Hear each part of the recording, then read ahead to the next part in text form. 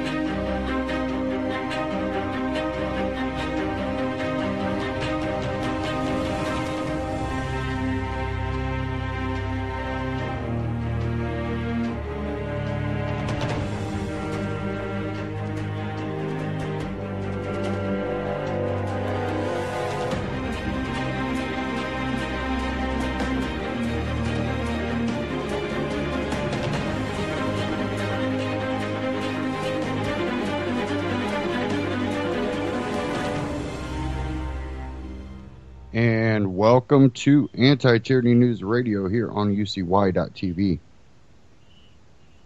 Sorry, I'm having a little bit of an issue. Okay. There we are. Sorry about that. Okay. You know, the end of the last broadcast, once we actually got the broadcast going correctly, talking about, you know, not being a huge difference between Trump and Clinton, and I kind of got into a little bit of that.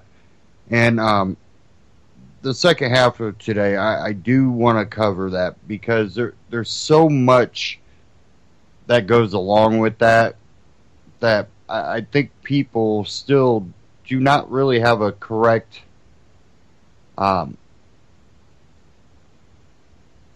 look on history.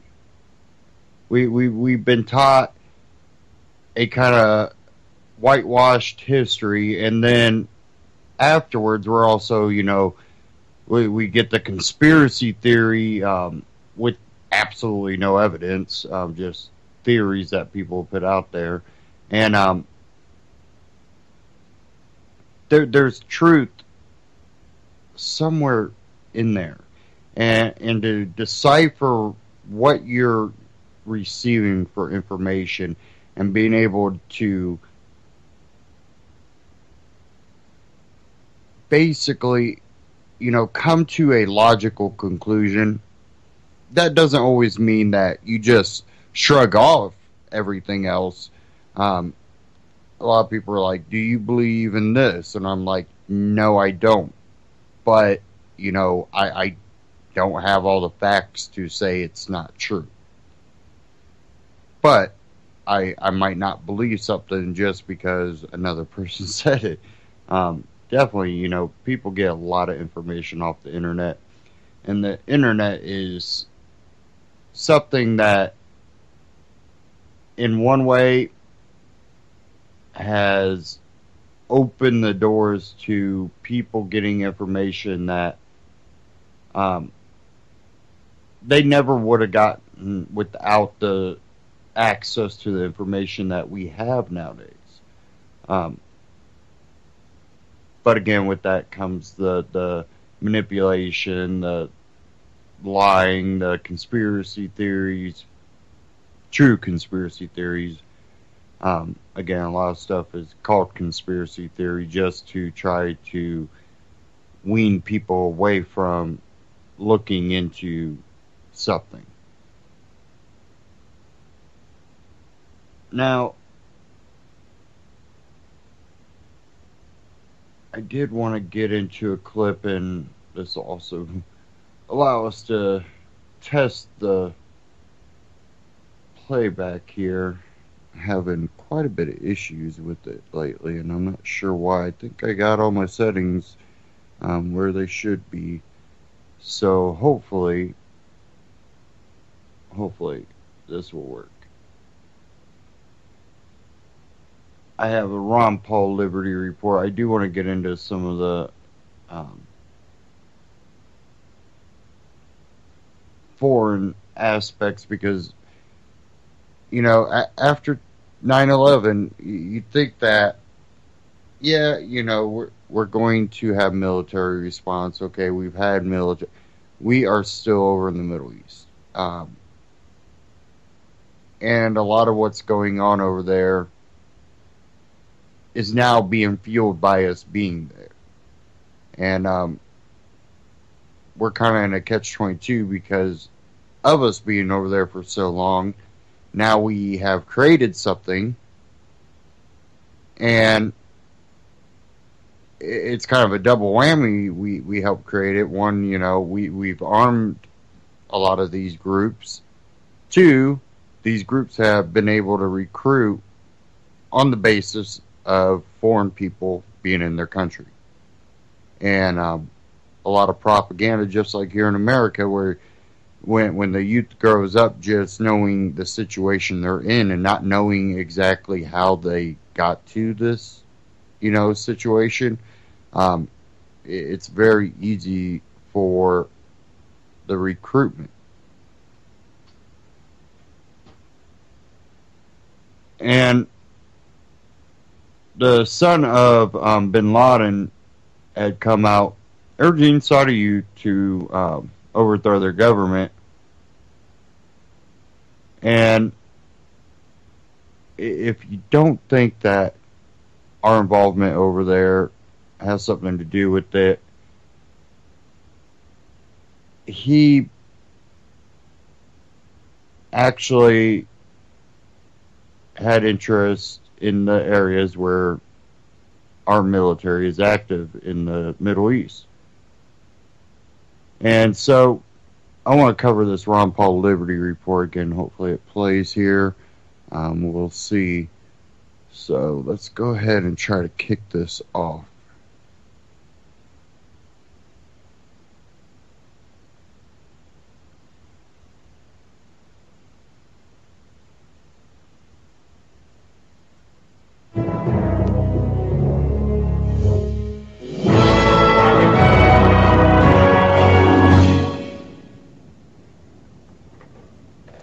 Hello, everybody, and thank you for tuning in to the Liberty Report.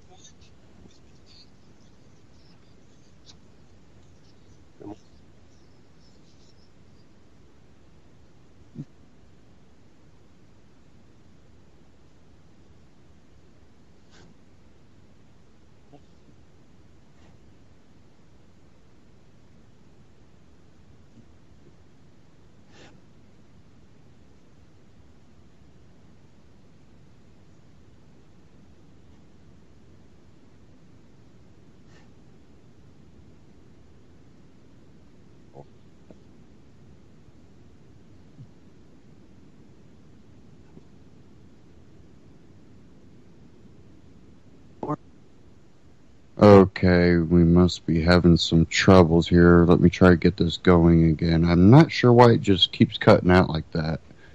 Let me see if I can try to compensate for that.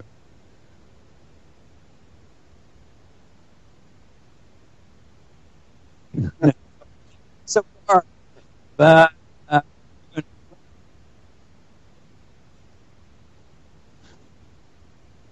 more information.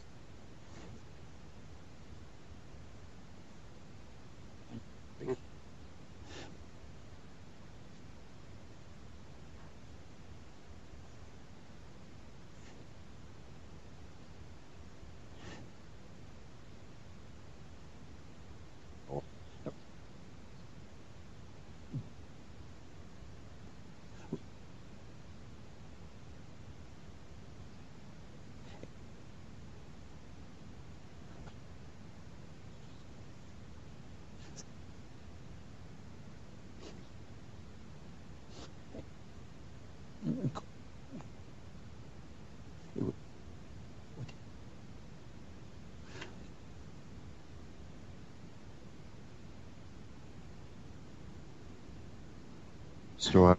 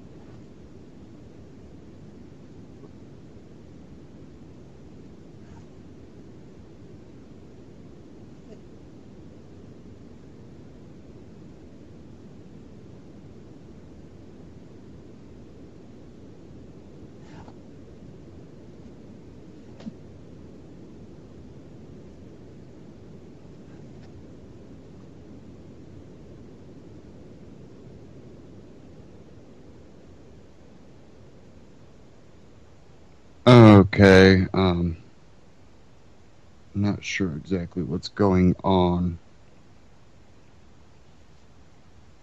It's playing fine on this end. It just is not broadcasting on your guys' end. Seems like Skype says it's getting the audio. Pull this back up again, guys. Sorry about this.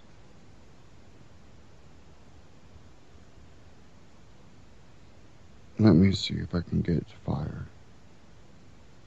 He was the favorite.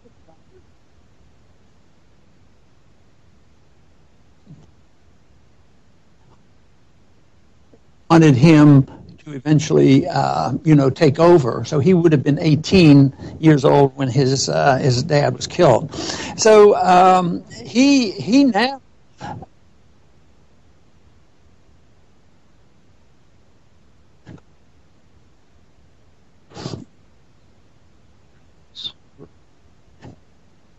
Audio setting.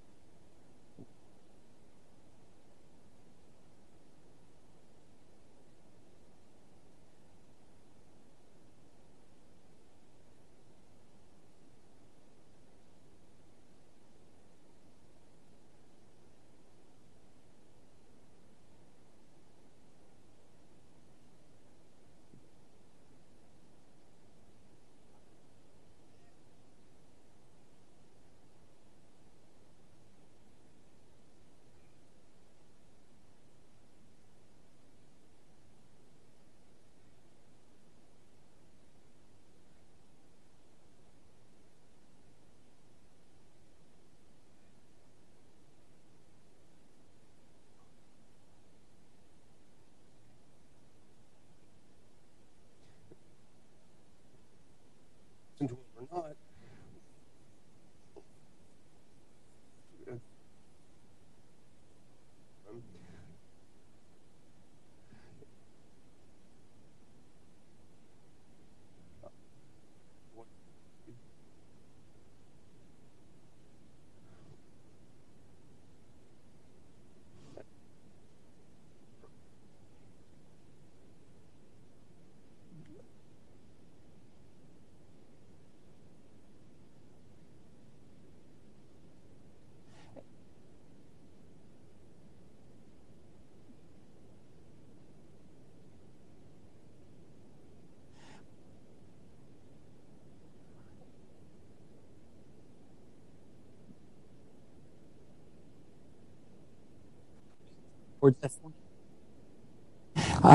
Afghanistan, I think of the Taliban thinking, more there are more local people and other people would come if they could.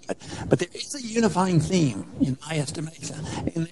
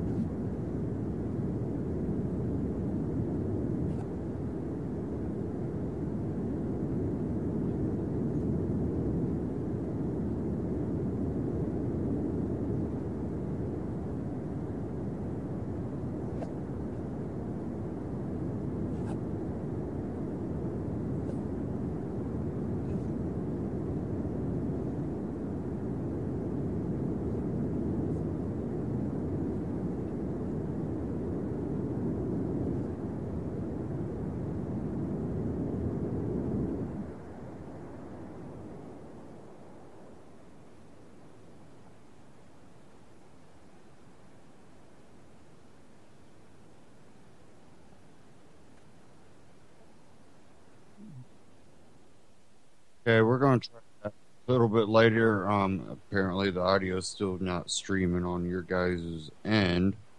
Thought it was. I heard it pop on. I had my phone out again. You can listen through TuneIn app. I was able to pull it up, and I wasn't hearing anything on your guys' end after the first time. It just seems to cut out and then pop back in for a second and then cut out. Um,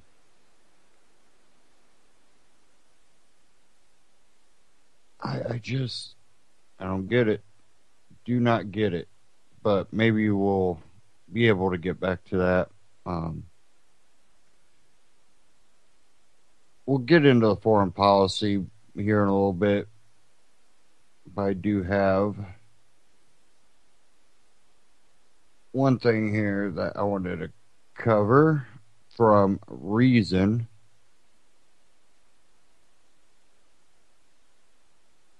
Maybe.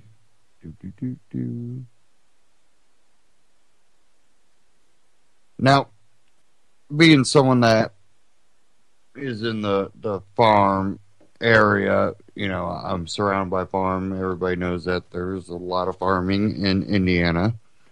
Um, I've seen this from Reason.com. EPA says it needs 8 more years to decide if ethanol mandate is bad for the environment.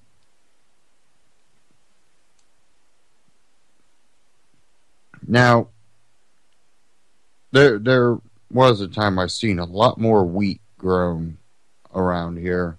I still see it grown. I'm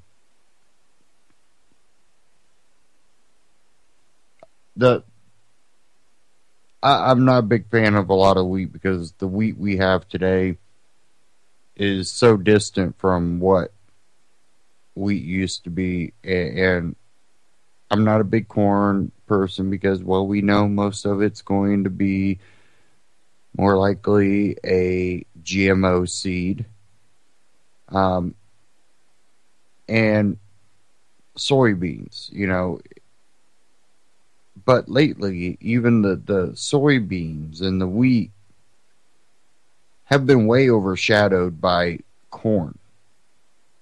So much corn being grown because of ethanol mandate. This from Reason.com. The environmental or EPA says it needs 8 more years to decide if ethanol mandate is bad for the environment. The Environmental Protection Agency never submitted a report due to Congress in 2014 that might have shed light on the environmental problems with mandating the use of ethanol in gasoline. When the EPA's Inspector General pointed out this week that the study was nearly 2 years overdue, the EPA said that they'll get around to finishing it by 2024. Yeah. Let's see if that works if you have papers that the government is requiring you to fill out and send to them. Let's see if they accept. You know, it's going to take me, probably another 15 years, 20 years. I'll get around to it. Of course, they'll let their own agencies do it. Congress created the ethanol mandate in 2005, requiring the blending of corn-based biofuels into gasoline and diesel. In 2007, law expanding the scope of the mandate required that the EPA to submit reports to Congress every 3 years detailing the consequences of that policy on air and water quality. After completing one such report in 2011, the EPA says it ran out of money and didn't have enough time to keep doing them. So you mismanage funds? Quote, not having required reporting in studies impedes the EPA's ability to identify, consider, mitigate, and make policymakers aware of any adverse impacts of renewable fuels, EPA's Inspector General concluded in a report. And if you know anything about corn, you know that it does kind of deplete the soil of nutrients that then they have to try to replace if they're going to grow corn again there, which that's why crop rotation is important. And you have them trying to get away from crop rotation to try to, produce this corn for your ethanol.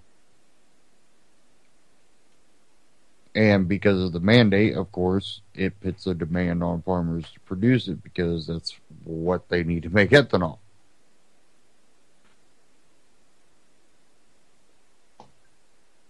In a response to the Inspector General's findings, the EPA says it will release an update to the 2011 report next year, but won't have a full study completed until 2024. Unless you're a corn farmer or a politician who needs votes from corn farmers to get elected, there are many reasons to support the federal government's ethanol mandate. Burning ethanol doesn't reduce carbon emissions, and the process of making biofuel actually increases the amount of greenhouse gases in the atmosphere. As reasons Ronald Bailey reported earlier today. Even so, both Hillary Clinton and Donald Trump support for renewable fuel standards law that mandates the use of ethanol and other biofuels. In other words, these laws probably going to change soon, whether the EPA gets its reports done on time or not. Although there were some encouraging signs for fans of renewable ethanol policy in January when Ted Cruz won the Iowa caucuses while calling for a reduction in ethanol subsidies. While we wait for the EPA to discover how terrible the ethanol mandate has been for the environment, to say nothing of what is done to the price of food, beer, and just about anything else made with corn or transported within the United States, there's a look at what others have found. An Associated Press investigation published in 2013 found that federal ethanol policies drove up the price of corn and encouraged farmers to plant more of it. That touched off a cascade of unintended consequences, including the elimination of millions of acres of conservation land. Since the 2007 expansion of federal ethanol mandates, farmers had planted 19 million new acres of corn, the AP found, including 6.5 million acres planted on land supposedly set aside for conservation. Now, I want to touch on that a little bit. Because in this article, now if I want to go back and read the whole AP article, I might find it, but be very careful when they go, planted on land supposedly set aside for conservation. A lot of times, when they say it's set aside for conservation, this is private owned land that government at one point was looking at claiming either, a wetlands area or a watershed or, a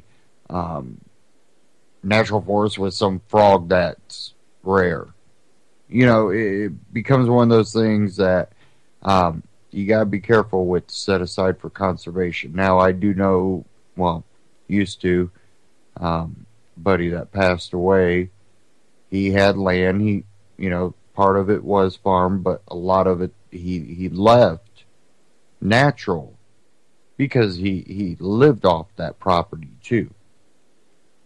So, there are farmers that conserve part of their property for hunting, to be able to live off of it, to have nature in their backyard. Not sure exactly what they mean here by planted on supposedly set aside for land supposedly set aside for conservation.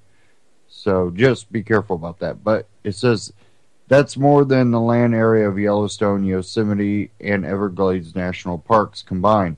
The consequences are so severe that the environmentalists and many scientists have now rejected corn-based ethanol as bad environmental policy, the AP concluded. But the Obama administration stands by it, highlighting its benefits to the farming industry. Ethanol isn't just bad for the land, it's bad for the air too. The switch from gasoline to ethanol blended fuels has been linked to increased smog in some cities. Mark Jacobson, an environmental engineer at Stanford University, found that using ethanol adds 22% more hydrocarbons, the minuscule bad guys responsible for burning a hole in the planet's ozone layer, to the atmosphere that does burning gasoline. Environmental groups like the Sierra Club oppose a ethanol mandate because the carbon-heavy process of making ethanol cancels out any supposed greenhouse gas benefits from using it instead of gasoline, and because of those pesky, unresolved direct and indirect environmental impacts. Craig Cox, a senior vice president at the Environmental Working Group, a green group with close ties to the Obama administration, has called federal ethanol policy an ecological disaster. But sure, maybe the federal agencies that's supposed to protect the environment just didn't have time to study all that. And again, that's from Reason.com.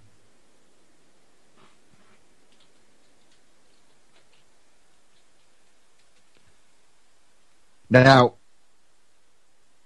a lot of times when the government gets involved, and this is what the craziest thing is, but when government gets involved in protecting the environment, big thing that, government supposedly, must do.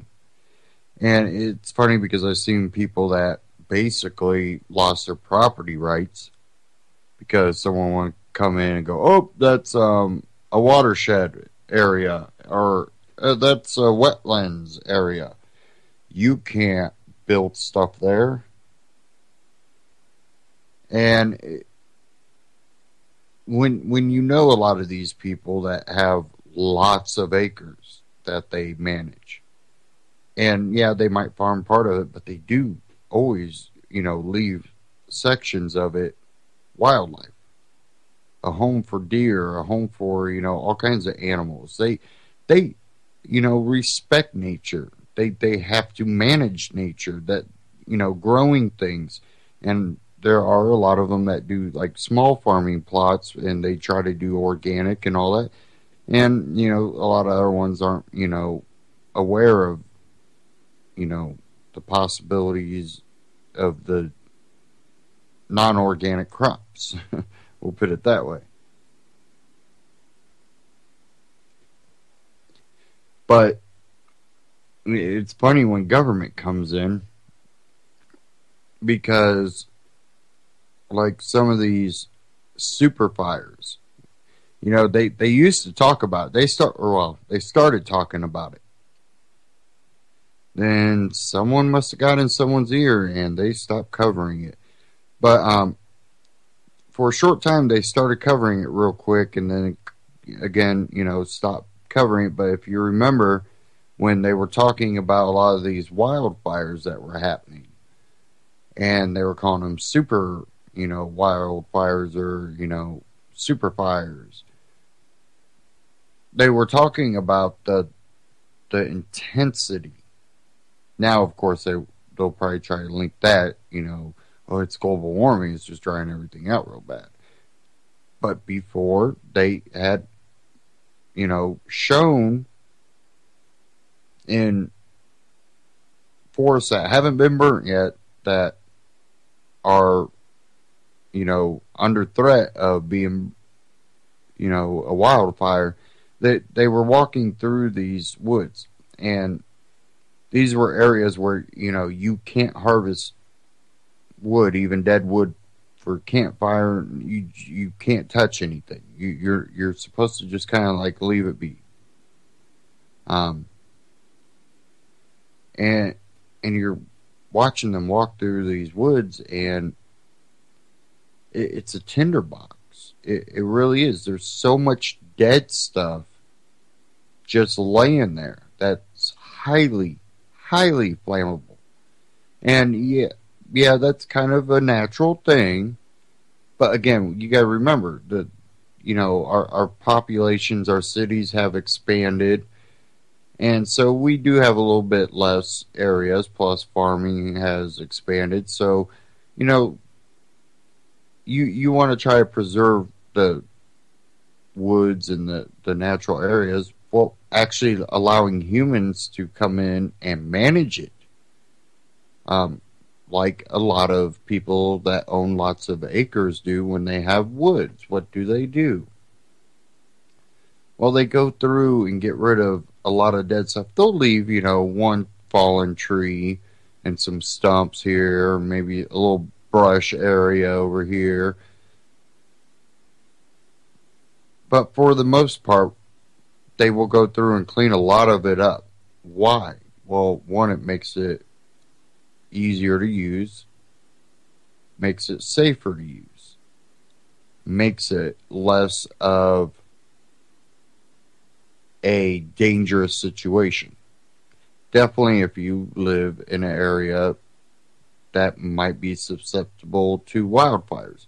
Now let's say there's areas that are dry, but you got some woods on your property that the trees are really doing well. They're healthy. They're not drying up. They're not turning into a whole bunch of dead leaves and needles and limbs everywhere. And you manage it and you clean up your area.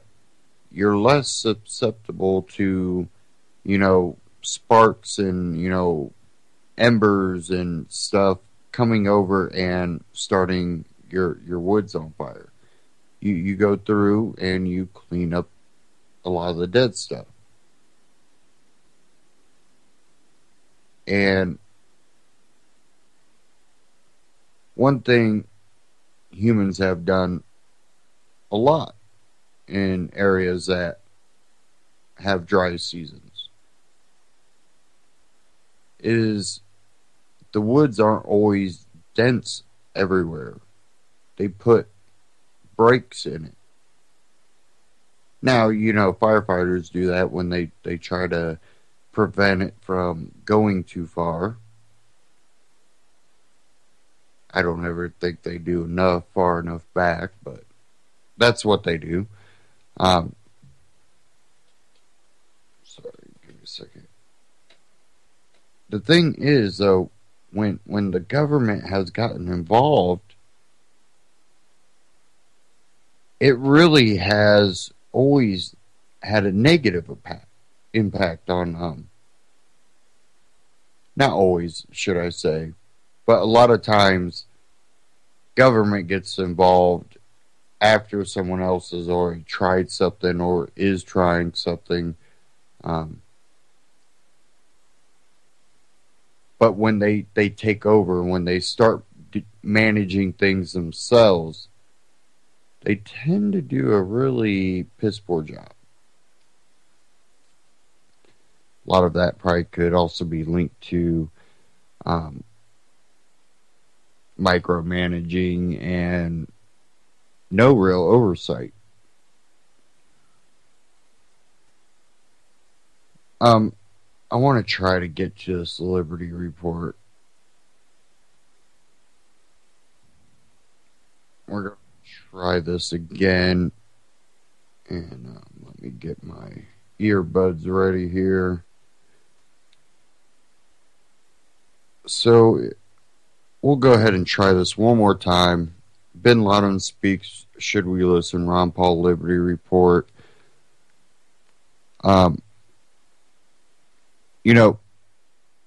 Again, when government tries to manage things, definitely other countries,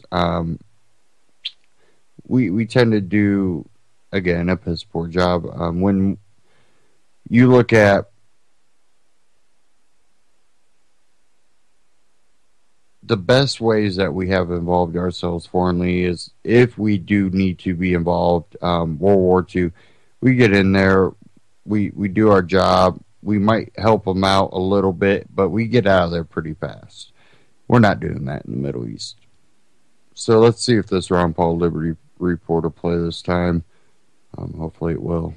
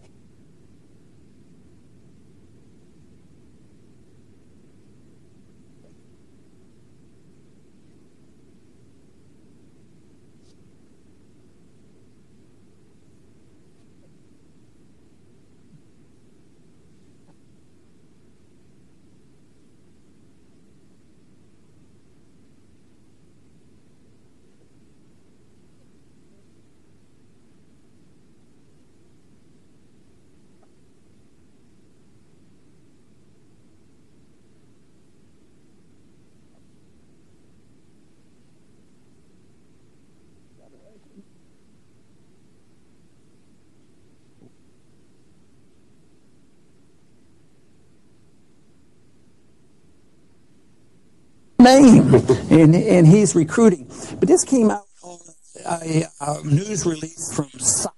And I know you've read this thing and have opinions about what do you think?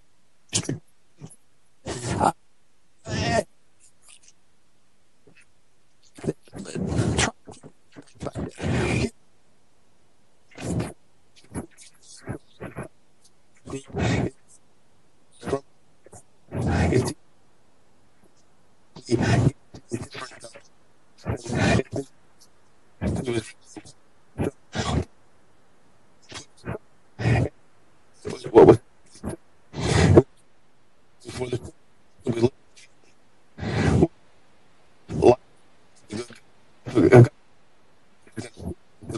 him.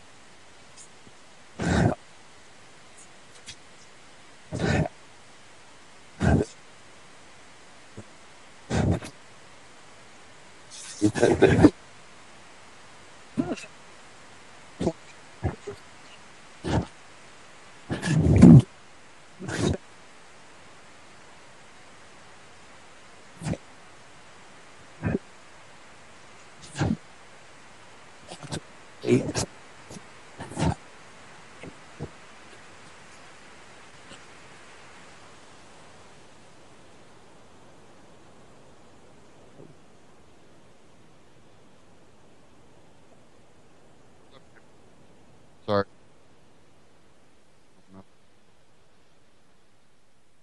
Um, it has to be something between the Skype connection here and the network. Um, just cannot get a constant signal there.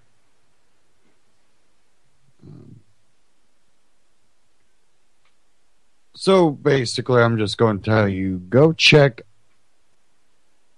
out Ron Paul Liberty Report on YouTube. Subscribe.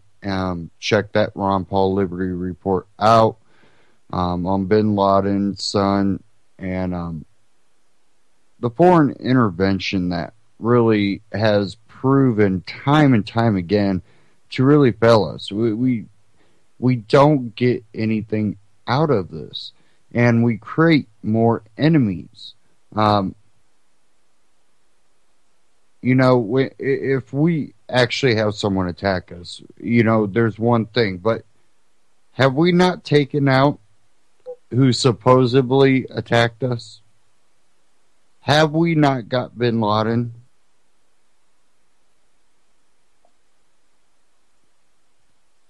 The best thing we could have done is gone in there, got Bin Laden, and hurry up and got the hell out and said, you can keep believing whatever the hell you want to believe, but don't come over and attack us. We'll come over here, we'll capture you, and we'll leave again. Or if it's a country that declares war, you go over, you fight them.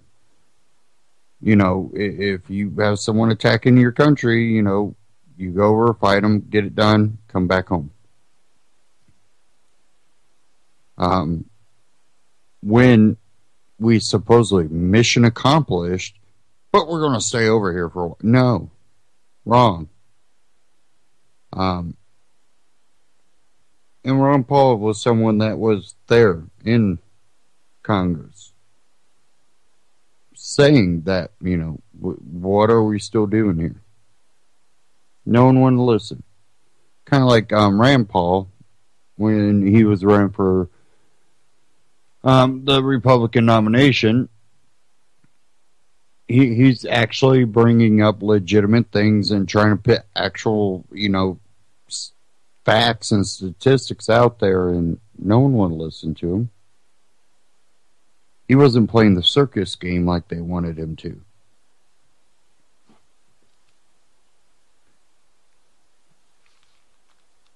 Now, when we look at this election cycle, we're looking at it like, what is going on here?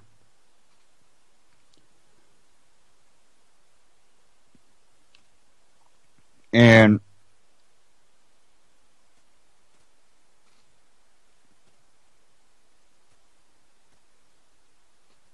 now,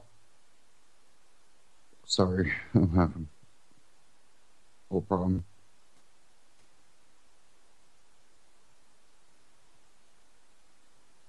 Okay, here we go. This is an article again from Reason. Why libertarians and other third parties should thank Donald Trump. So we'll go ahead and go through this here. We'll see if I believe I should thank Donald Trump. With just 3 months to go before the long national nightmare that is election 2016, transmogrifies into either a Hillary Clinton or Donald Trump presidency, let's take a late summer moment to squeeze some lemonade from lemons. Whatever happens in November, all of us who have political perspectives that are routinely discounted or dismissed by the Republican or Democratic duopoly should thank Donald Trump for creating a blueprint to power for us. Pour yourself out of the news cycle that he has been so expert in dominating with a daily, sometimes hourly spew of sensational utterings, proclamations, and half-baked policy plans. Extreme betting, Mexican rapist, crooked Hillary. When he's not creating outrage himself, he brings it in other people, such as when his supporters get egged at rallies, or unflattering naked statues of the billionaire crop up in cities around the country. And if you haven't heard about that news, look into that. Naked Donald Trump statues popping up everywhere in cities all around the country. The simple fact is a conservative commenter and finding Mr. Righteous author Lisa Duplasco writes, there has been much handwriting among the right on where Republicans go now that Trump has destroyed the party. They complain that the Republican Party has left them, while millions of Trump voters and libertarians believe party leaders and professional pundits left them decades ago. Regardless of whether the Never Trump crowd has valid points, it is clear that Trump has done libertarians a favor in busting up the old guard of Republican kingmakers. The old guard isn't mad that Trump doesn't represent their principles, but that they no longer hold any power in picking the top of the ticket. The proof is that rather than get behind Gary Johnson, they rather trout out a candidate with zero name recognition or campaign infrastructure. Beyond revealing the emptiness of the power basis in the existing Republican Party and party members' absolute lack of interest in moving toward their ostensible principles of limited, smaller government, DePlaskill argues that Trump is the shape of better things to come. The Trump campaign has been a battering ram for libertarians. In just over a year, Trump has succeeded in what the Libertarian Party hasn't been able to do in 35 years since it was conceived. Not only has he upset traditional party policies, but he's also paved the way for non-traditional candidates who need stuffy party leaders. Or it says here, who needs stuffy party leaders and pundits when you have social media and 100% name recognition? In the current political climate, personality, authenticity, and even celebrity reign, Trump has shown that, at least in the primaries, the absence of traditional ground name and campaign budget can be overcome. Libertarians have an advantage because we already know they're authentic by going against the dominant parties. Libertarians also have a good celebrity bench that could help them replicate the Trump campaign. I wouldn't necessarily endorse famous libertarian Vince Vaughn for president, though I would endorse myself as First Lady, but I would enthusiastically get on the Peter Thiel train. Set aside policy disagreements libertarians have with Trump, they should be thankful that Trump has created a new path for national office. He built libertarian candidates a path to success, and he paid for it. Read the whole piece and start thinking, who are the agents of libertarian influence that can either transform the existing major parties and bring a bold new three minds and free markets and free minds sensibility to independent runs at all levels of government.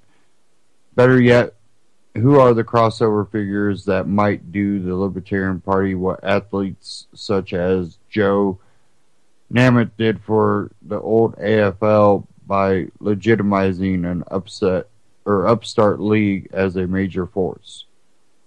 You can read the rest of that article at reason.com, but the thing of it is, so many so-called libertarian and Tea Partyists jumped on the Trump bandwagon because he's not the establishment. And it really, people are going, well, it's the libertarians and Tea Partyists that are supporting him. The real conservatives don't support him. They're never Trumpers. And I'm like, if you look at it, by having so many Tea Party and Libertarian support, they kind of ruin those titles for us. Kind of like the left did with progressivism, what the left did with liberalism. Dirtied the name.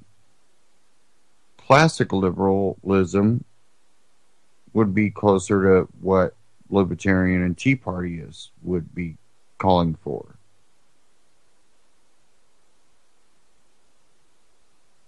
But when you say liberal today, what do you think?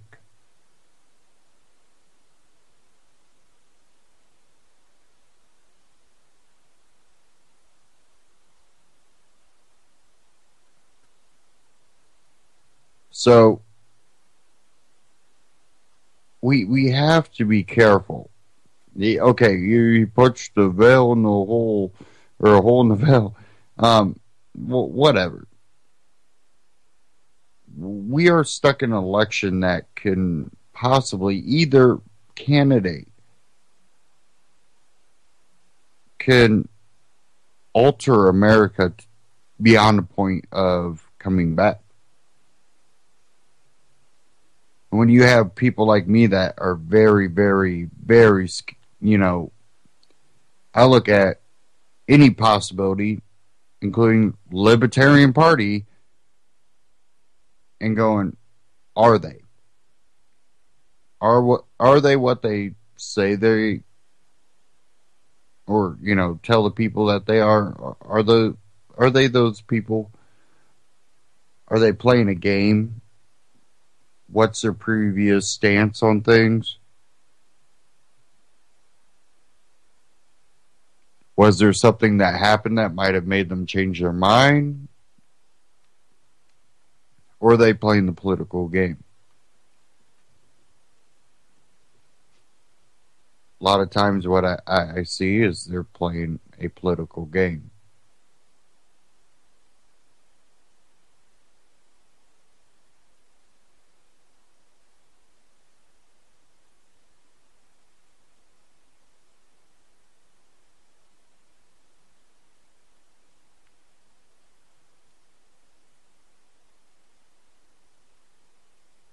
Now give me a second here.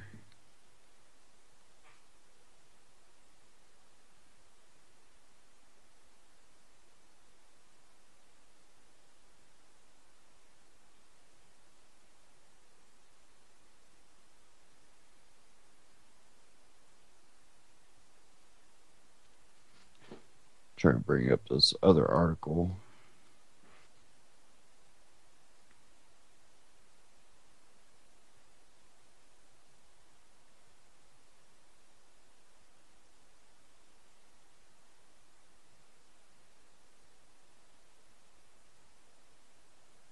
Now, there was a lot of talk about these floods down south, and where's Obama? Where's Clinton? And Trump actually shows up there.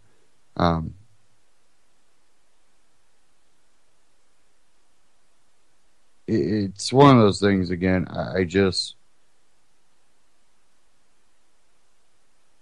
I think it's a political stunt, but it's a good one.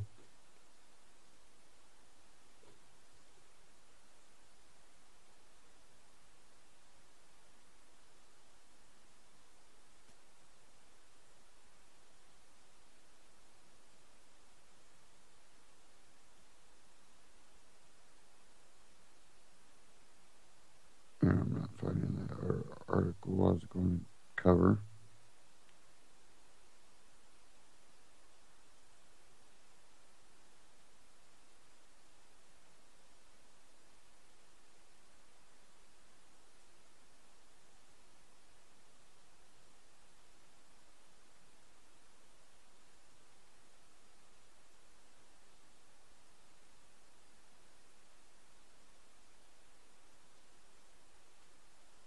Okay, it's not popping up. I'm having all kinds of issues over here. They got all kinds of construction work down there. I don't know if they've been messing with lines and internet, but I know I've been having way too many problems here.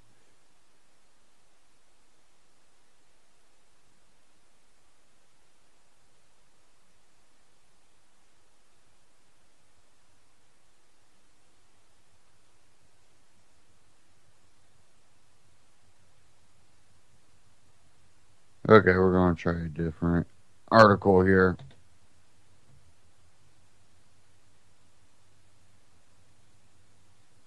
Okay, let's try to get this going here.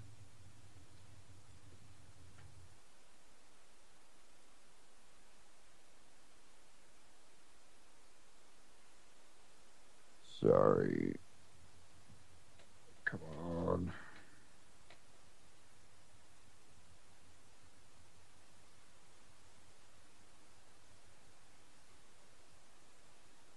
Okay. I found it.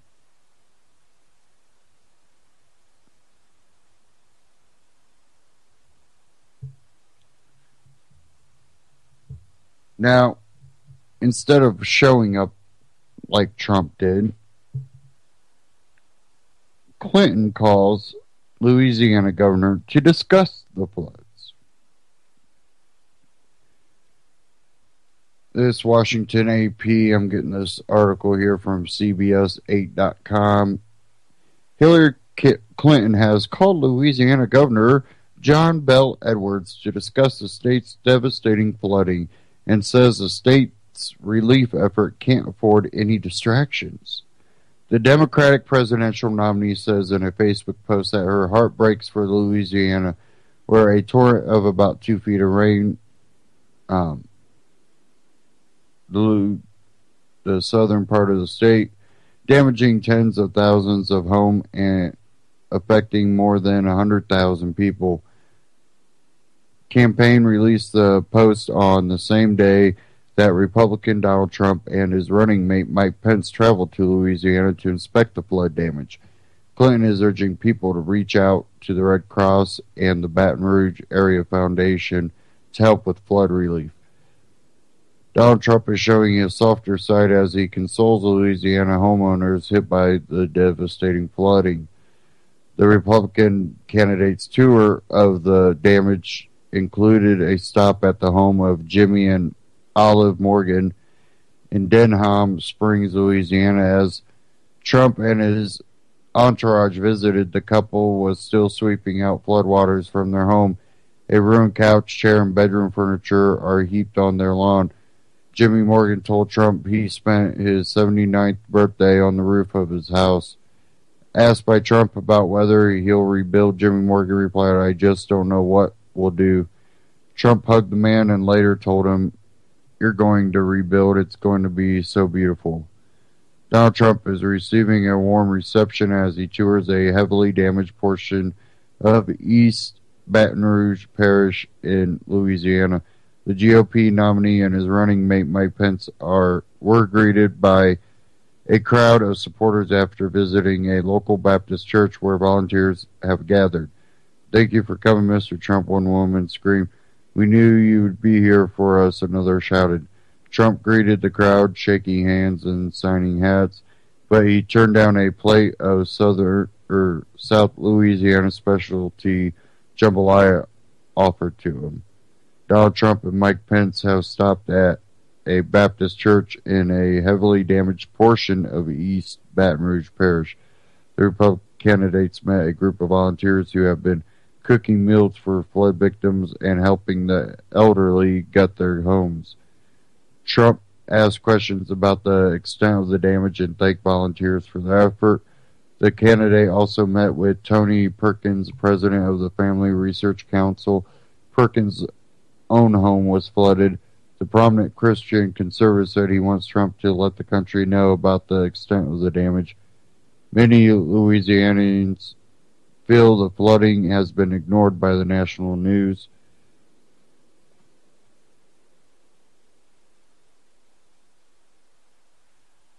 Donald Trump's son, Eric Trump, says the campaign's outgoing chairman was amazing and he resigned because Trump didn't want to be distracted by outside controversy. Eric Trump told Fox News Friday that Paul Manafort did a great job with the delegates ahead of the Republican National Convention last month and that he resigned earlier Friday because Donald Trump didn't want to be distracted by whatever things Paul was dealing with. Manafort stepped down in the wake of a campaign shakeup as well as revelations about his work for a pro-Russian political party in Ukraine. The Associated Press reported Thursday that Manafort's firm orchestrated a covert Washington lobbying operation on behalf of Ukraine's then-ruling political party. Manafort and his deputy Rick Gates never disclosed their work as foreign agents as required under federal law. Republican nominee Donald Trump is surveying the damage in flood-ravaged Louisiana. Trump's motorcade drove early Friday through the hard-hit community of Central in East Baton Rouge Parish, where ripped-up carpet and flooring, furniture, and entire contents of homes were piled on the curb. In some cases, people who were still mucking out their homes came out to wave at the motorcade. At least 13 people were killed and thousands were displaced in heavy rain that dumped as much as 2 feet of water on some areas. Again, that was CBS8.com AP. But even if Donald Trump isn't what people think he is, he at least knows how to play the PR game. I think Clinton, I think she really is so egotistical and so full of herself that she goes, I'll just call down there and I'll put out a press release and, I'll do that type of politics. Like, you're not the president yet. You aren't too busy to go down there. And you still did it. Oh, I got other things I gotta do. Well, yeah, but you can reschedule some and at least pretend you care. Couldn't even do that.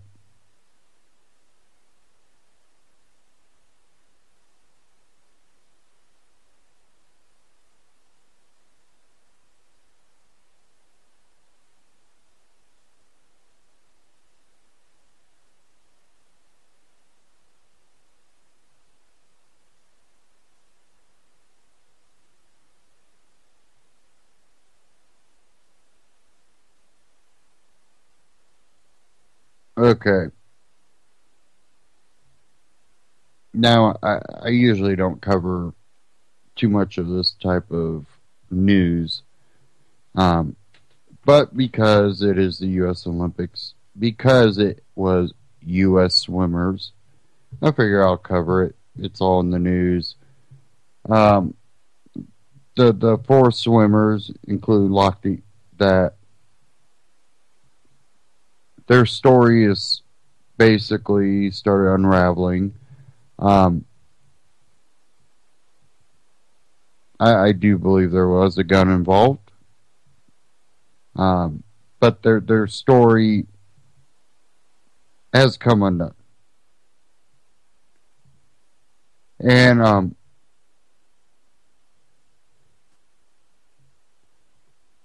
according to USAtoday.com, lawyer Ryan Lochte did not lie about robbery at gunpoint. Says Lochte and 3 U.S. swimmers said they were robbed at gunpoint early Sunday, with Lochte saying their cab was pulled over by men impersonating police officers. Rio de Janeiro, Ryan Lochte is more victim than villain, and he did not lie about being robbed at gunpoint, the American swimmer's attorney told U.S. Today Sports.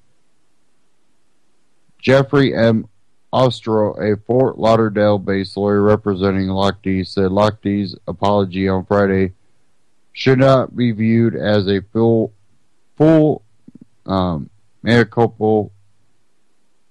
Authorities in Rio should be investigating the 2 security guards who pulled weapons on the U.S. swimmers and demanded payment for damage to a bathroom door handle, he said.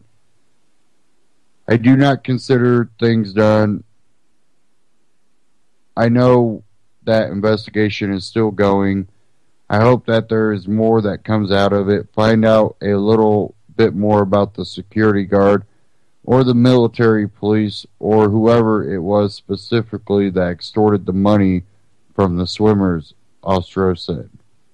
Now, if you got the video that the Brazilian authorities released, there's missing portions of it. It's edited. And Lochte has said in missing portions, it shows a lot more what happened. But again, if we don't see them, we don't know if that's true or not. Lochte stands behind his assertion that he and his teammates were held at gunpoint and robbed Sunday. The account is supported by surveillance video of what took place at the gas station in Rio de Janeiro, Ostro said. That part of the story will never change, Ostro said during a telephone interview. We stand behind that. Ostro supports the framework of Lochte's account as correct uniformed guards armed demanding money. Lochte knows that he was held up at gunpoint and forced to give up money, and that he was robbed. That's being overshadowed, and it's unfortunate because people are focusing on other things or relying on what the Brazilians are saying, as opposed to taking the time to really analyze that you can kind of see it both ways. Earlier on Friday, Lochte issued a statement on social media apologizing for his behavior and for not being more careful and candid in how I described the events of that early morning.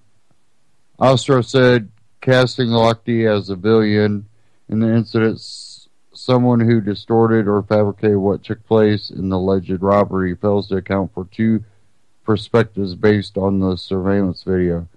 I think that there's two ways you can look at. Ostro said you can look at that my client and the other swimmers were in another country being yelled at in Portuguese with a gun pointed at them, and the gun was pointed right at Ryan. And that when they are being told to give up their money in another language with a hand signal money, that looks like a robbery. Whether it was warranted from the side of the Brazilians or not, that's robbery. From my client's respect, that's what happened. From Brazilians' respect, I can see that would be turned to, no, we were just telling him don't leave and pay us because we think you all did some damage. It could be interpreted both ways, and it's not fair for people to jump to conclusions that it was one way or another. All we know for sure is that the account that Ryan gave and the swimmers gave that they were held at gunpoint was supported by that video, and they were forced to give up money. Ostro said he doesn't know how the vandalism took place or if Lochte was responsible for it, but only that the swimmers paid about $20 in compensation before being allowed to leave the gas station. Now, at first, it was $50, then it was $400, and then, while the one side's saying $400 and the other side's saying $50, and now it's $20. So, again, the story is still unraveling. Again, I don't know what happened. I wasn't there. And we know there is surveillance video missing. Testimony released Friday by Rio authorities said that the U.S. swimmer Jack Conger identified Lochte as the one who committed vandalism. Ryan ripped off a plaque that was stuck on the wall of the gas station, made a lot of noise, Conger said, according to the police account. It's not clear if there was other damage, since Lochte verified a written summary of his statement to police earlier in the week. Ostro said he has not heard back from the Brazilian authorities, but remains willing to cooperate with the investigation. Ryan's focused on making sure that his whole team gets back here, and that making sure that people understand that although he made a mistake, they were victims here, and that shouldn't be overlooked, he said. And that's not the only thing Lochte has done. The lawyer and all that. That's not the only thing. This one from HollywoodReporter.com. Ryan Lochte enlists PR guru Matthew Hiltzik in Brazil brouhaha. Hiltzik's clients have included Justin Bieber, Harvey Weinstein, the NFL's Manatee, Katie Couric, and Alec Baldwin. Swimmer Ryan Lochte, embroiled in an international scandal over his story of being robbed at gunpoint at the Rio de Janeiro Olympics has enlisted the help of a top crisis publicist with ties to the worlds of entertainment, sports, and politics. Matthew Hiltzik, a New York-based communications consultant whose clients have included Justin Bieber, Harvey Weinstein, the NFL's Monty Teo, Katie Couric, and Alec Baldwin, joined Lochtey's team of representatives in the past 24 hours. Reached by phone, Hiltzik confirmed the representation but declined to comment on Lochte or the specifics of the case. The move comes as police in Rio recommended Thursday that Lochte, a 12-time Olympic medalist and former reality TV star and fellow U.S. swimmer James Fagan, face possible charges of false reporting of a crime. Rio police claim Lochte and Fagan and two other U.S. swimmers, Jack Conger and Gunnar Bentz, were not telling the truth when they said they were held up at gunpoint and robbed. Well, that part actually might be true, but they didn't say the whole story. Police say Lochte and company instead vandalized a gas station bathroom and engaged in an altercation with a security guard while returning to the Olympic Village from a late-night party. Lochte's lawyer, Fort Lauderdale-based Jeffrey Ostro, has denied Lochte lied to police. Lochte, 32, has returned to the U.S. as the unfolding drama continues to take center stage in the final days of the Rio Olympics. The swimmer has so far taken a beating in the international press, so it's no surprise he has brought in a media specialist to help handle the crisis. Like Lochte, Hiltzik bridges the worlds of sports entertainment. In addition to his Hollywood clients, he represents several sports leagues and franchises and handled Ryan Braun when the MLB slugger was accused of using performance-enhancing drugs. Hiltzik, a licensed attorney, also has worked in New York state politics. He maintains ties in government circles. So, you got that whole thing going on. Now, we know that there were Olympians that were robbed. We know that this has happened. What has happened here is going to be shaky. Were they robbed at gunpoint? What kind of damage did they do? Where's the missing video? A lot of unanswered questions. But there's a lot of things going on at the Olympics. Did you hear about, Britain's lovely mainstream government propaganda organization?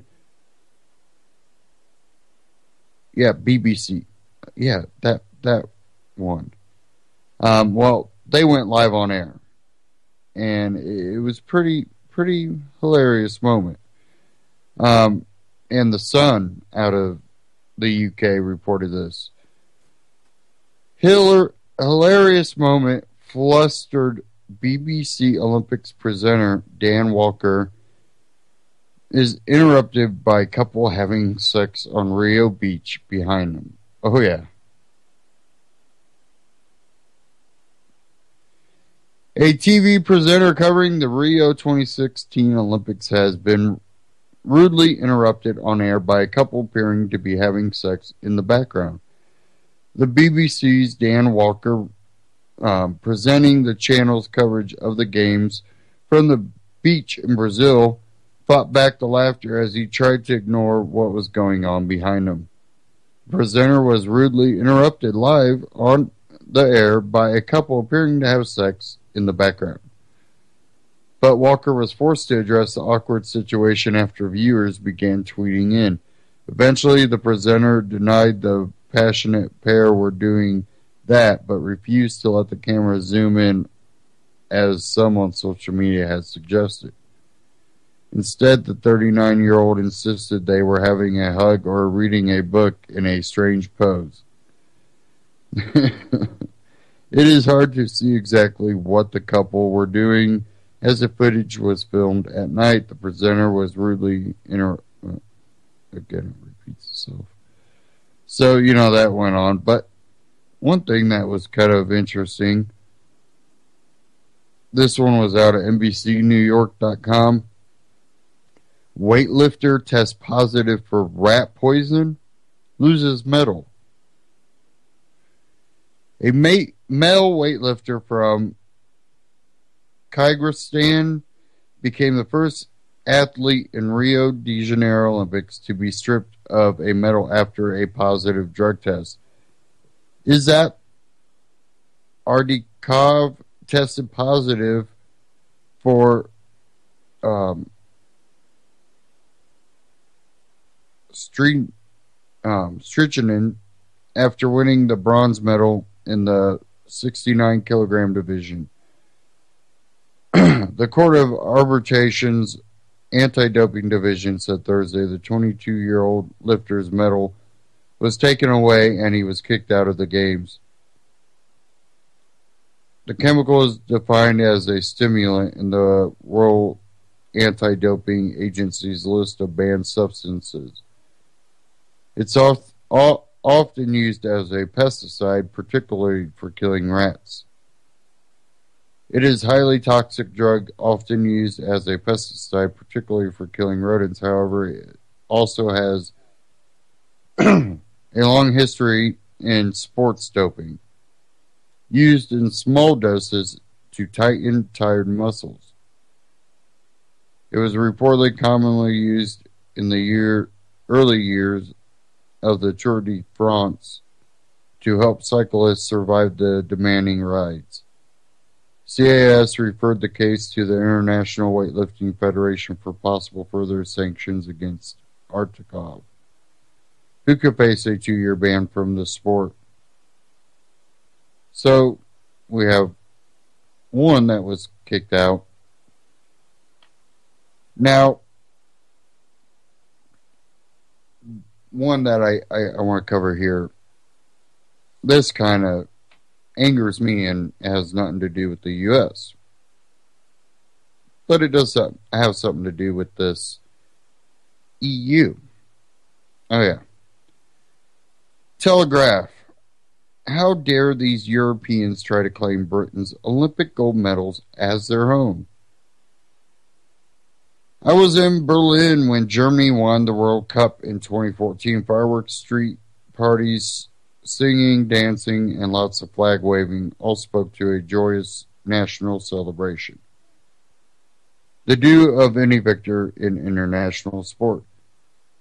There is some irony. Then, in this week's stunt from German consultancy Euro Informationen, the company whose clients include the European Commission and European Parliament, has produced a new Olympics medal table which puts the EU at the top. Oh, yeah. Oh, yeah.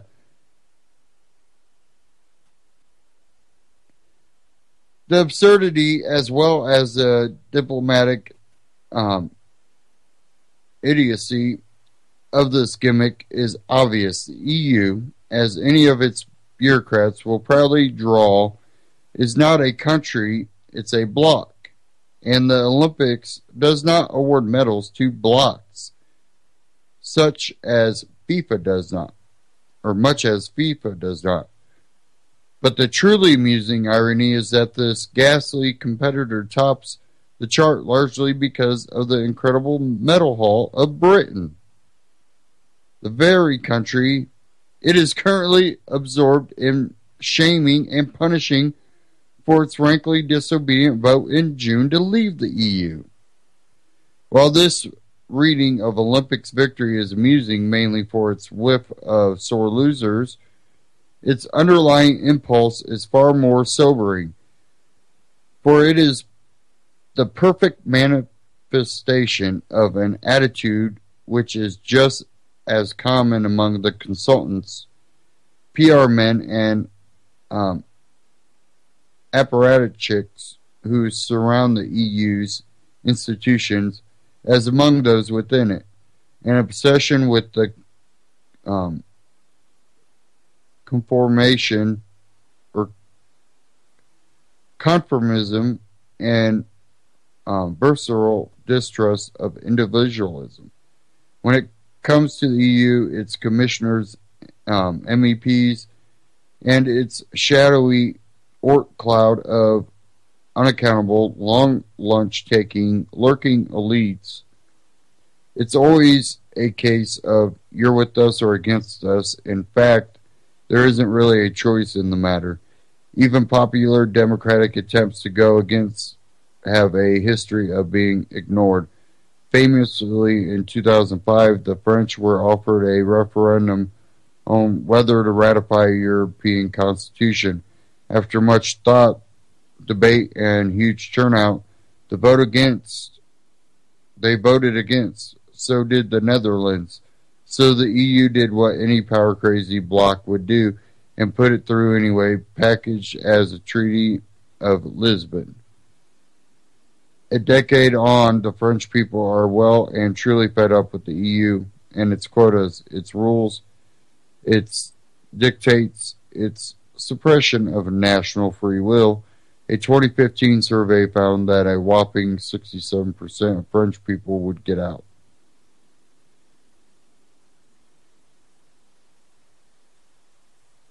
And we all know what happened when Greece tried to disobey Brussels in 2015. To stave off Brexit, the EU dished out a punishment so brutal it involved the country's full surrender of economic power and the hobbling sale of 50 billion euros in assets. The EU may have broken Greece's spirit, but the British vote to leave following endemic inflexibility in negotiations with David Cameron last year sent an unexpected and irreversible firework up its backside. The machine cranked into action rather than bend an inch or rethink itself. It opted for an attitude of punishment, hoping to further suppress the discontent of other member states. Post-Brexit, EU Commission President Jean-Claude Juncker immediately called demands by other EU nations for referendums, cross-rabble-rousing, and sinisterly swore that it should soon become clear that the UK was better off inside the EU. Europe's need to punish individualism and stifle dissent may have bullied the bloc into continuance so far, and the symbolism of this attempt to grab all the Olympics glory as one bloc federation is clear. But sorry, Eurocrats, in this case you lose. It's America first and amazingly Britain second.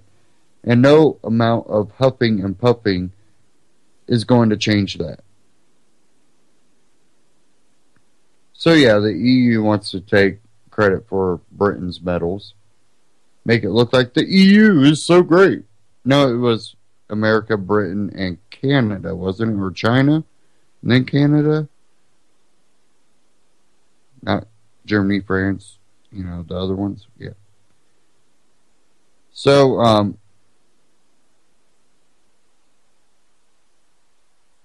it's pretty amazing how when you look at what the Olympics puts out, you don't see EU. But the EU decides to make up their own chart and claim they are the victors. Because they pop in a few other medals from all the other EU countries and group them in with Britain's medals, and now they can finally be great.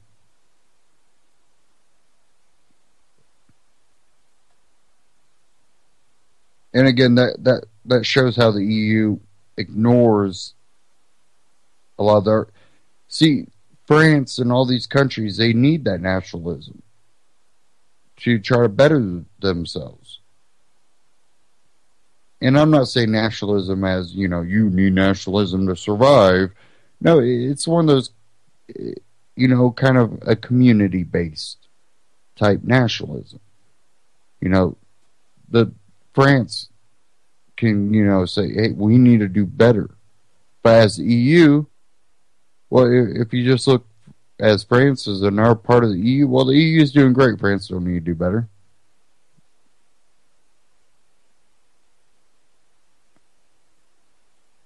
It's a psychology thing, and sociology thing. It's amazing.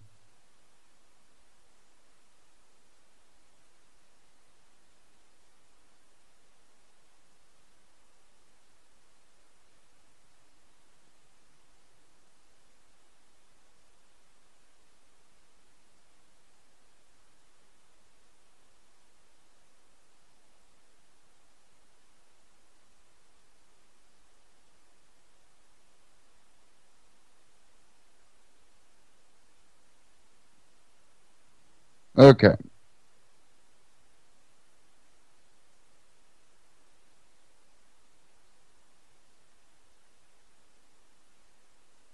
I wanted to cover this article before I forget. Daily Mail. Classes teaching white people to be less racist have sold out. This is just amazing. An academic and author is offering courses for white people, teaching them how to cope with their white fragility. And tickets for the lectures have sold out.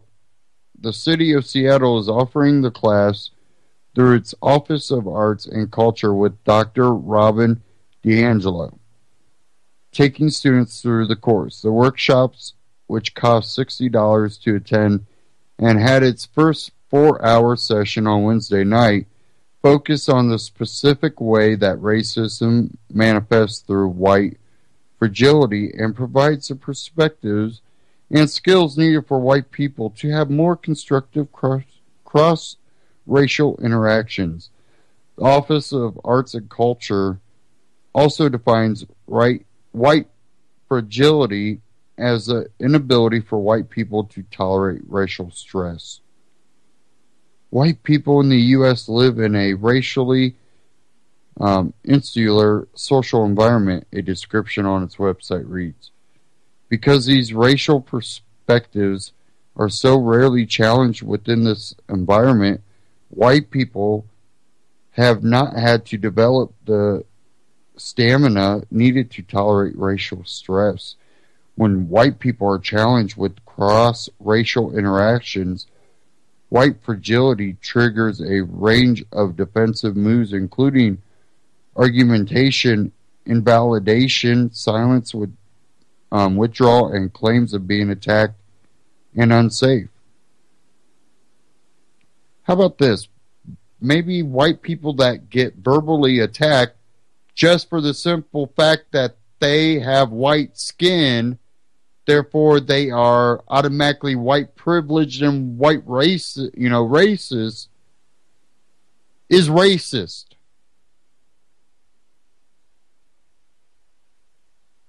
And therefore, it says here, where did it go? Invalidation. Okay, someone yelling at another person just for the simple fact of their skin color, for not understanding the other person's culture, because, well, you're white, so you don't understand. That's racist, so that invalidates them talking about racism. Being racist is not how you talk about racism.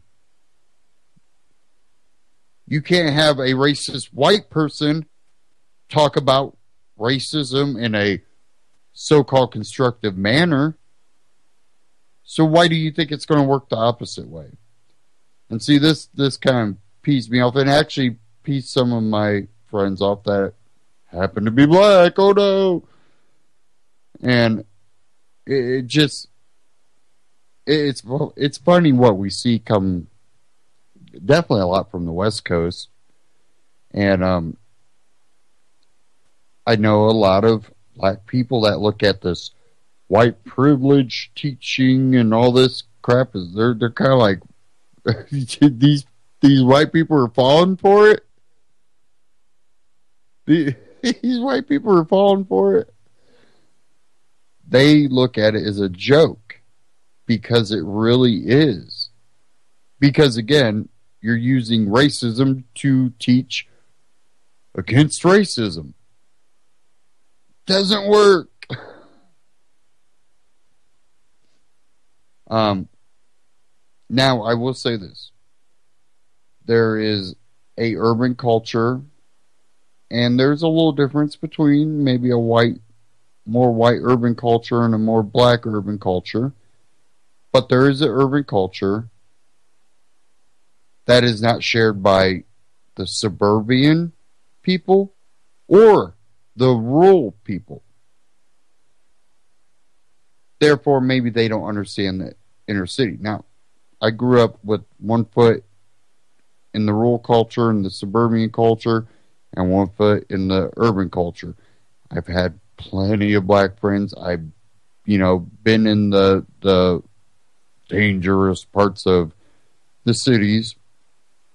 So, I do understand, their culture. Because of that, I tend to, kind of just melt right in with them. I'm clearly a white guy, but I have no problem. But they also know my beliefs. I don't believe that using racism to teach against racism works. But these people are usually a lot smarter. They think for themselves. They don't jump on bandwagons. And I'm glad I, know people like that. And they're good people. They do come from a different culture than a lot of suburban and rural people. And the funny thing is I also have had black friends that grew up in the suburban, in the outskirts of suburban, where the country was right down the road. You weren't too far. You were on the edge of the suburban area, and then then you're out of city limits into farmland. And they grew up their whole lives in a culture. And it's not he acts white. No, he acts like a suburban kid. And that's the thing. We always want to link it to, well, if you act suburban, you act white. Well, no. They act suburban. They don't have gunfire every night. They don't have drug dealers on their corners. That is a poverty inner city thing. Now, I'm not saying that there's not drugs and stuff out, but how they experience those things are different than the inner city in higher poverty and higher violence areas. A farm kid out in the country, far away from the city, doesn't experience buying marijuana the same as a inner city, in a rough part of the city neighborhood might experience it.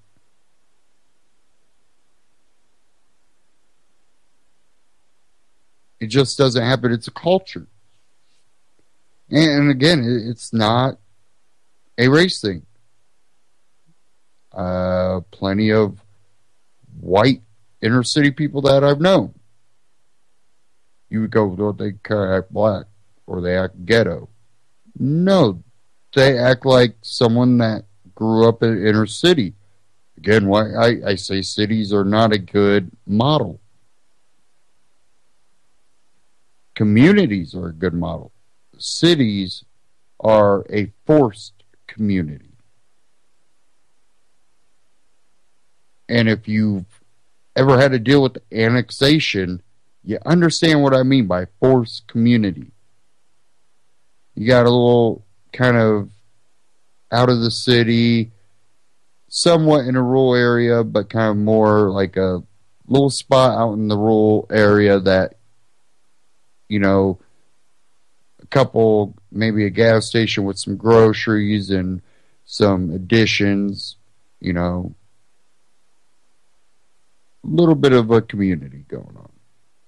And you got this something nice going on. And then the city goes, hey, look at all that money out there. Look how nice that it looks out there. Let's annex it. We'll get the tax money. We'll give them some shiny stuff. A lot of these people don't want to be part of the city. They moved out there for a reason. They become part of the city. And then a lot of times you see what happens within about 10 years. 10 years, it goes from, oh, so nice. Oh, the city annexed us, and they made our road a little bit wider, which pisses off some people that had property that got, you know, eminent domain. They give them a little cash for it, but again, they make their front yard smaller. Now the road's right in their, you know, literally in their front yard.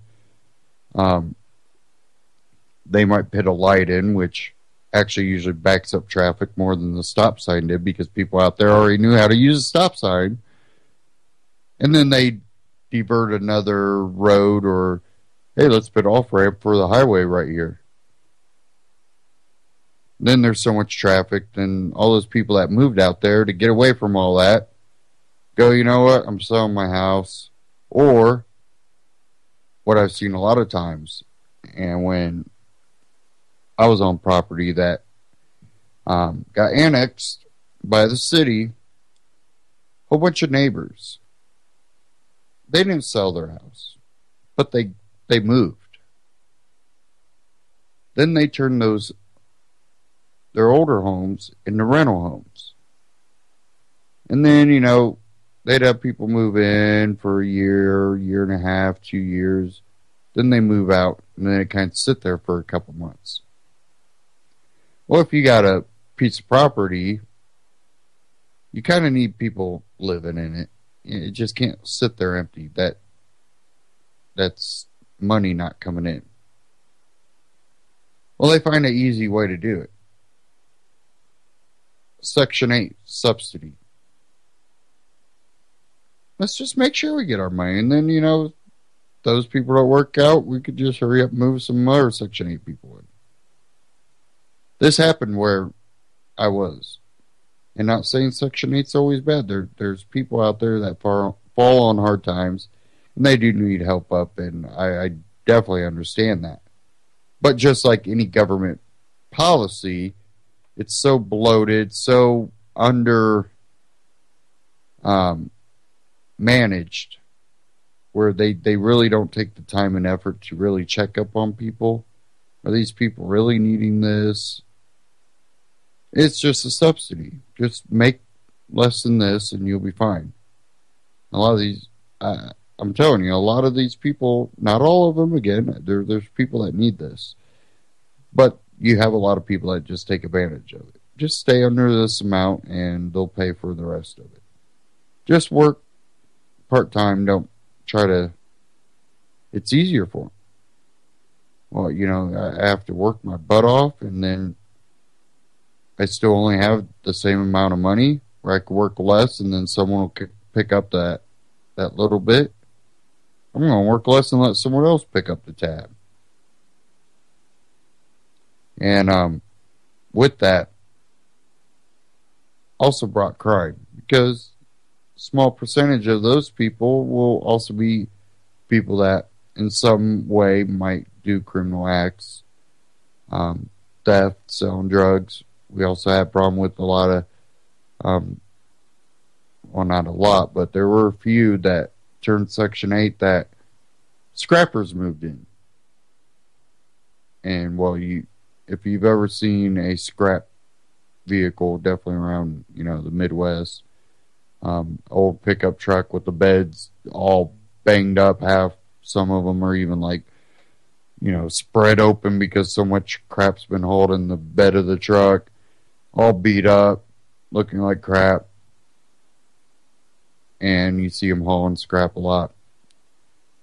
To a point, I had a boat that was sitting in my driveway that I bought that I needed to find a motor for. So I'm got this boat sitting here, going to put a motor on it. And while I was gone for a weekend, someone showed up and stole all the metal seat posts that were on it. These were older ones, so they were kind of a little bit wider, a little bit bigger, aluminum pedestal things that the bar for the seat would slide down into.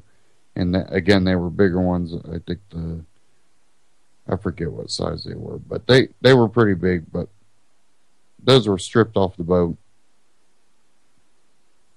and had a riding lawnmower stolen. I'm thinking, well, call the cops. I've dealt with, I dealt with the sheriffs before when we weren't in the city limits. Know what the sheriffs do.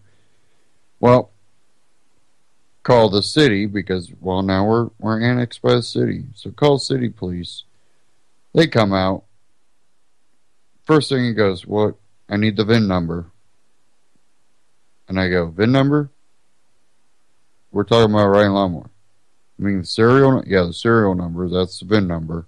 We have to write it down as a stolen vehicle." I'm thinking, that's not what the sheriff would do. Stolen property. So, you can't probably won't get it back without a serial number. Understood, but at least wanted the police report to, show record that things have been stolen off of the property. And is one of those things that I'm not sure exactly how they got it, but I'm pretty sure, but I'm not going to get into that. But I'm thinking, okay, this riding lawnmower, and I told him, it's 10 years old. I don't have the serial number written down anywhere. Never had a problem, so I understand. Probably should have had it. Of course, someone else took off with the paperwork or something that had the paperwork in it, so don't know where that went. So I don't have the serial number. City cop says, "Well, there's nothing I can do." Gets in his car and pulls out of the driveway. I knew at that time, at least the sheriff would have took a police report of what was taken and told me, "Well, without a serial number, we can't confirm, blah, blah, blah." Okay. But at least there's a report that, things were stolen off the property. City won't even do that. So now what happens when I'm fed up and I got people breaking into my stuff, stealing all my stuff, and I have to defend my property? And there goes email. So what happens when I have to defend my... Well, why didn't you call the cops? Well, I have called the cops before. You never take a damn police report.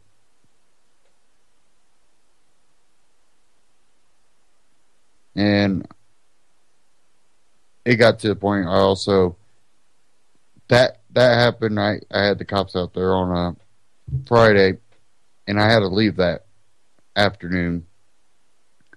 Going to be out of town for the weekend. So I leave. I come back, and I got a letter in the mail from the city saying that my grass was too long and they're going to fine me per day that my grass was long after they failed to take any type of police report. Do you have a serial number for anything stolen? We're not even writing anything down. Thanks, guys. And at that point, you start getting the vein popping out of the side of your head like, "Rrr." Well, a couple weekends later, I have to leave for the weekend again. And, I was leaving early. So I take the trash out. Trash service was on Friday. So I get the trash out.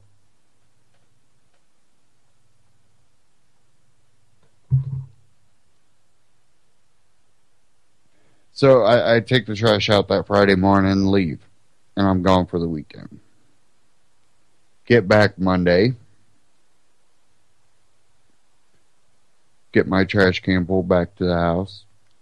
Well, a new city ordinance that was passed before I became part of the city said that your trash can could only be left out during the day of trash service. Any day it's left out, after that, they can fine you. To beautify the city. So now they're telling me how they're going to fine me per day that my trash can sat out there. That was my final straw. I said, one, I didn't want to be in the city in the first place. Already thinking about moving. Getting stuff stolen. Getting really crappy neighbors. And police ain't no damn help. Again, why I don't live in the city. I'm better off outside the city. The sheriffs will actually do something. Or I can do something. Because it's somewhere where I can actually protect myself without being, under threat of these city cops that, oh, if you defend yourself, you probably have a SWAT team coming in. But, it's just the whole city concept is such a messed up concept. And what it also does is it starts confining people into small areas. Why doesn't that happen in the country? I'll tell you one thing. In the rural areas, the out of the city limit areas, more of the people involved in making these decisions are elected.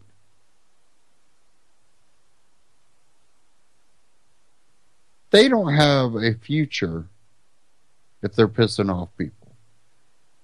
Is your police chief in the city elected like our sheriff is? And I'll tell you one thing. They don't need to be if you know rules and laws.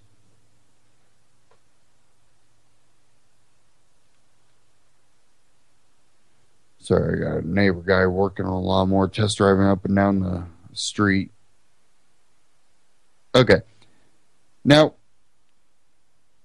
if you have a corrupt city police force, did you know that your county sheriff can actually disband them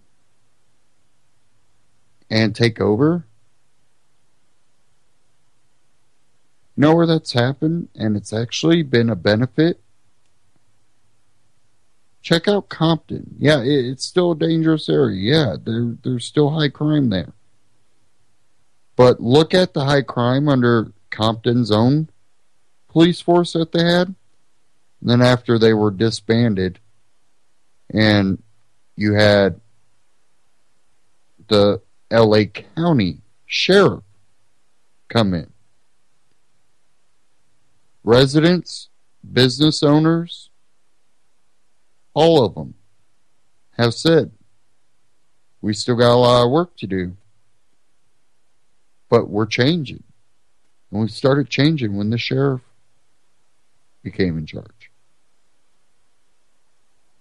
I'm telling you, there's good people out there. There's good people in government and politics, because really the sheriff is, in a way, a politician.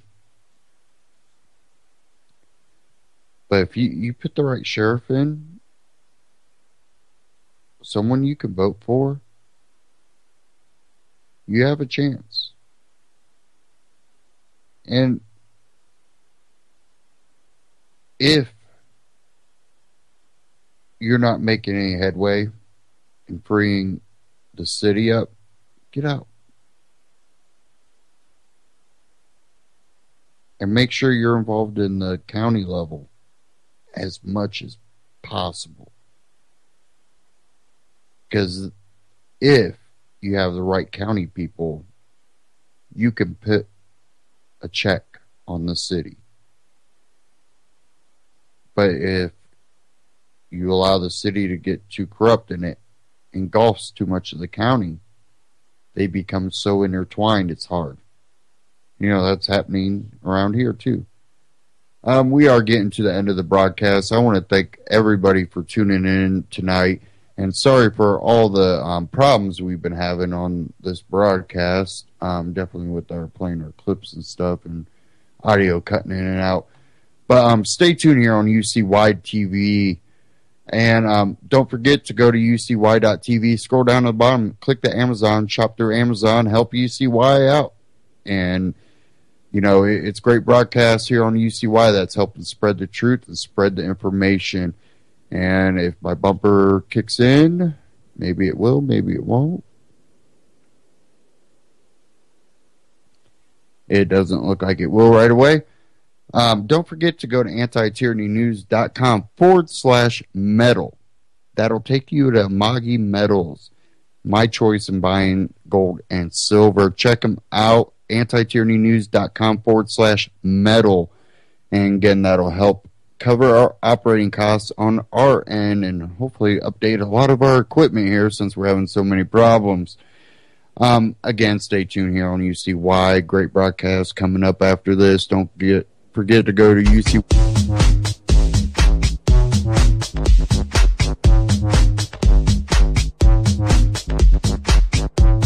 This is Ozzy Skateboard, and you're listening to UCY.tv.